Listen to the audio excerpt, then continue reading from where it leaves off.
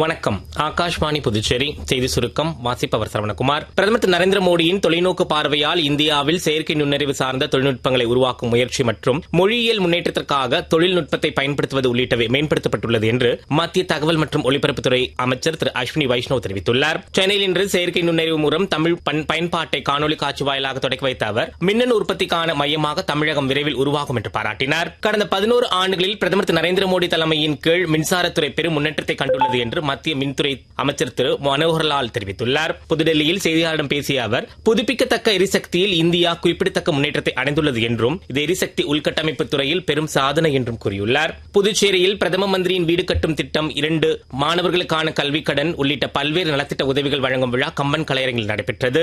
நிகழ்ச்சியில் சிறப்பு விருந்தினராக துணைநிலை ஆளுநர் திரு கைலாஷ்நாதன், முதலமைச்சர் திரு ரங்கசாமி, சட்டப்பேரவைத் தலைவர் திரு செல்வம், துணை சபாநாயகர் திரு ராஜவேலு, ஆதிதிராவிட நலத்துறை அமைச்சர் திரு சாய்ஜே சரவணன்குமார், தலைமை செயலாளர் உள்ளிட்டோர் கலந்து கொண்டனர். வேளாண் வளர்ச்சிக்கான மத்திய அரசின் விக்ஷித் கிருஷி சங்கல்ப் அபியான் பிரச்சார இயக்கம் இன்று புதுச்சேரியில் செல்லிப்பட்டு கிராமத்தில் நடைபெற்ற நிகழ்ச்சியில் 255 விவசாயிகள் பங்கேற்றனர். இந்நிகழ்ச்சியில் வேளாண் அதிகாரிகள் திரு தமிழ்ச்செல்வன், திருமதி சுபா ஆனந்தி, காமராஜர் வேளாண் அறிவியல் நிலையத்தின் நிகழ்ச்சி ஒருங்கிணைப்பாளர் டாக்டர் பொம்மி, விவசாயிகள் மற்றும் பொதுமக்கள் ஆகியோர் நிகழ்ச்சியில் பங்கேற்றனர். உலக ரேபிட் மற்றும் பிளிட்ஸ் செஸ் சாம்பியன் போட்டி இன்று லண்டனில் தொடங்குகிறது. வரும் 16ஆம் தேதி வரை நடைபெறவுள்ள இப்போட்டியில் இந்தியாவின் அர்ஜுன் எரிகைசி, விதித் குஜராத்தி, நிகில் சரீன், திவ்யா தேஷ்முக் உட்பட 12 பேர் பங்கேற்க உள்ளனர். இத்துடன் செய்தி சுருக்கம் நிறைவு பெறுகிறது.